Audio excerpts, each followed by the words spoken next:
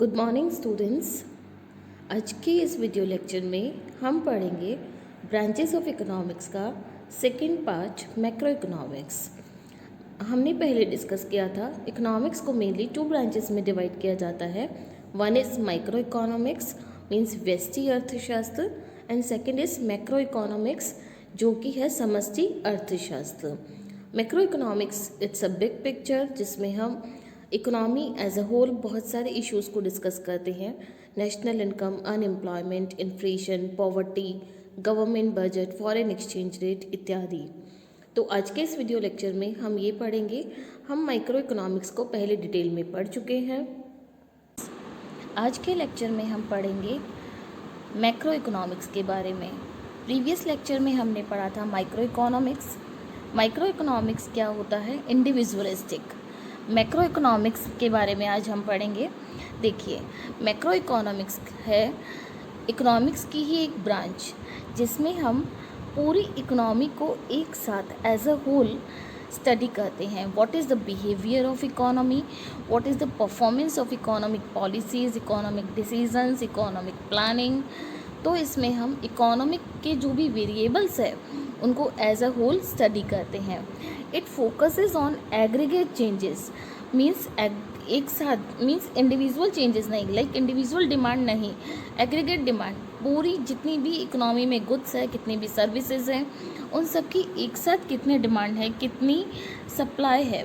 So aggregate changes in the economy such is unemployment. पूरी economy में कितना unemployment है, लाइक राजस्थान में कितना अनएम्प्लॉयमेंट है, इंडिया में कितना अनएम्प्लॉयमेंट है, उसके साथ ग्रोथ रेट क्या है, what is the general price level, inflation है, डिफ्लेशन है, what is the level of national income, government कितना स्पेंड कर रही है, इन सभी का हम स्टडी करते हैं। के.ई. बोल्डिंग कहते हैं macro economic deals not with individual quantities such as such but with the aggregates of these quantities. Means जितने भी इंडिविजुअल वेरिएबल्स हैं उनके एग्रीगेट्स को हम इसमें स्टडी करते हैं। Not with the individual income but with the national income.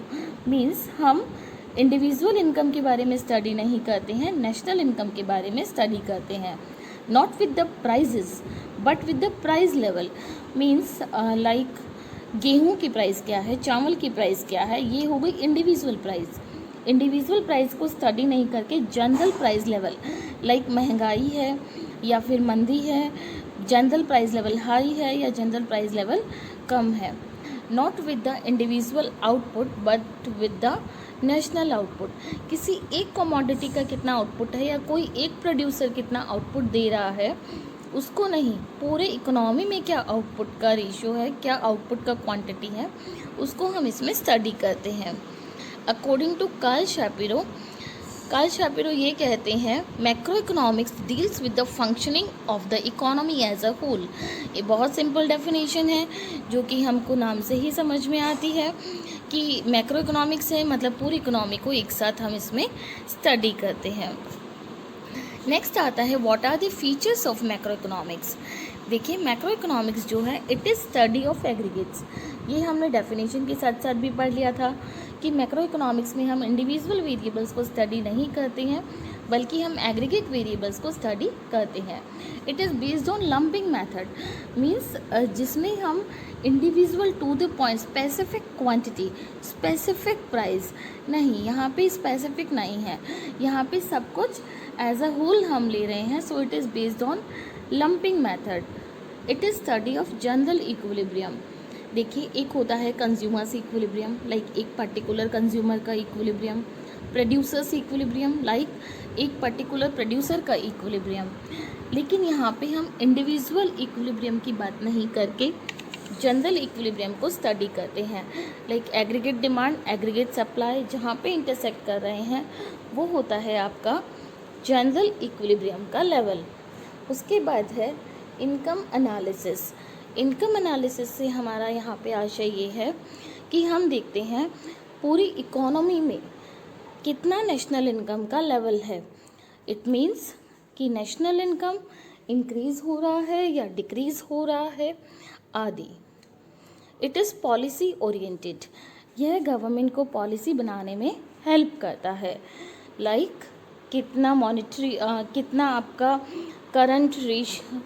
कितना CRR होगा, कितना SLR होगा, क्या बैंक रेट होगा, क्या टैक्स रेट होगा।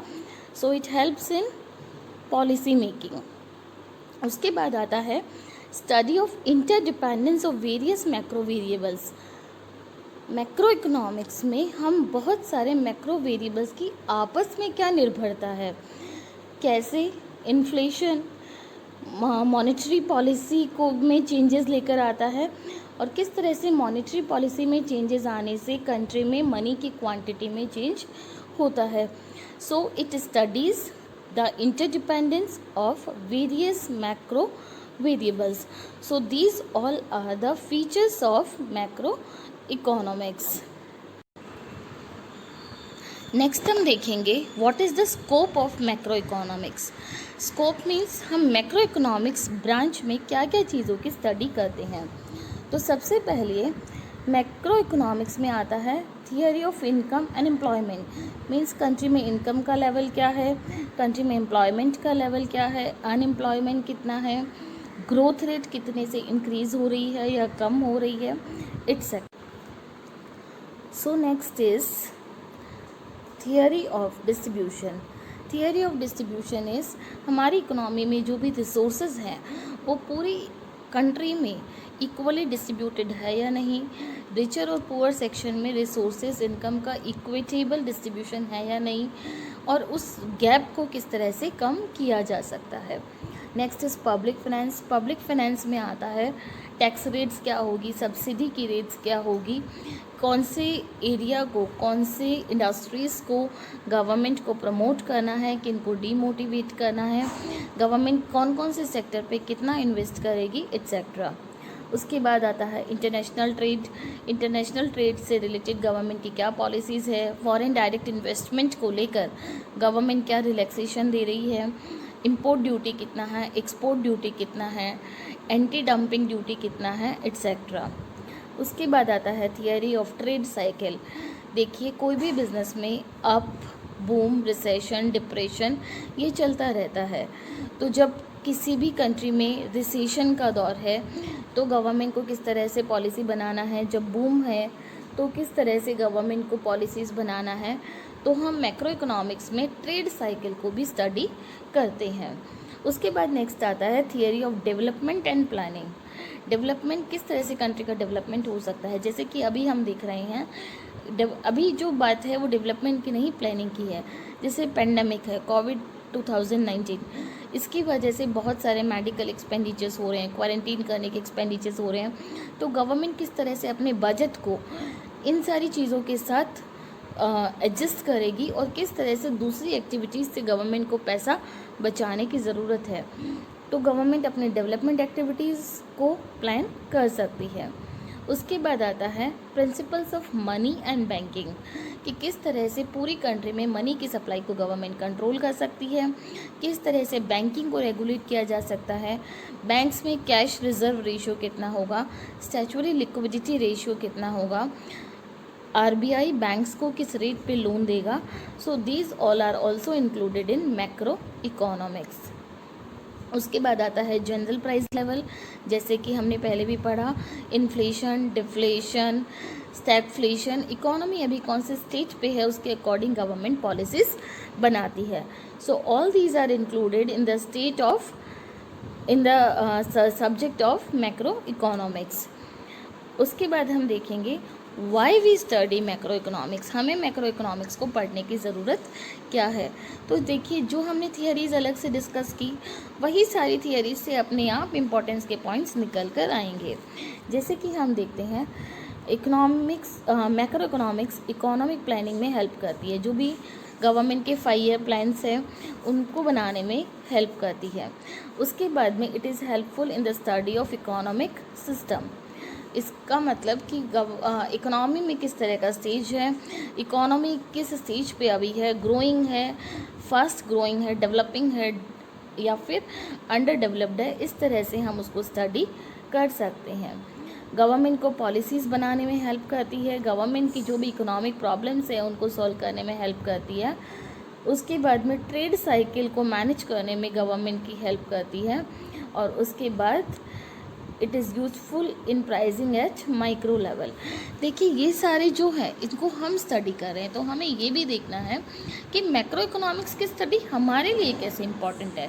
तो देखिए गवर्नमेंट जो पॉलिसी बना रही है उसी पॉलिसी के अकॉर्डिंग हम हमारा बिजनेस रन करेंगे, उसी अकॉर्डिंग हम हमारा रिटर्न फाइल करेंगे, टैक्स रिटर्न, और हमको वो क्या बनाना चाहिए, कब बनाना चाहिए, what to produce, how to produce, ये सब हमारी इकोनॉमिक प्रॉब्लम्स है, इनको सॉल्व करने में ये हमारा हेल्प करता है। उसके बाद में हम जिस भी ट्रेड साइकिल पे हैं, लाइक बूम पे हैं, रिसेशन में हैं, तो उसके अकॉर्डिंग हम गवर्नमेंट पॉलिसीज़ को चेक करेंगे और उसके अकॉर्डिंग हम हमारे बिजनेस को मैनेज कर सकते हैं। उसके बाद में माइक्रो लेवल पे प्राइसिंग, हम हमारे प्रोडक्ट की प्राइसिंग कैसे रखेंगे, हम हमारे फैक्टर्स की प्राइसिंग कैसे रखेंगे, इन सब को भी हम इसमें स्टडी कर सकते हैं। Next is what are the types of macro economics. Macro economics के 3 टाइप्स हैं, macrostatic, comparative macrostatic and macro dynamic. इन तीनों को हम नेक्स्ट लेक्चर में डिटेल से पढ़ेंगे। Okay students, thank you.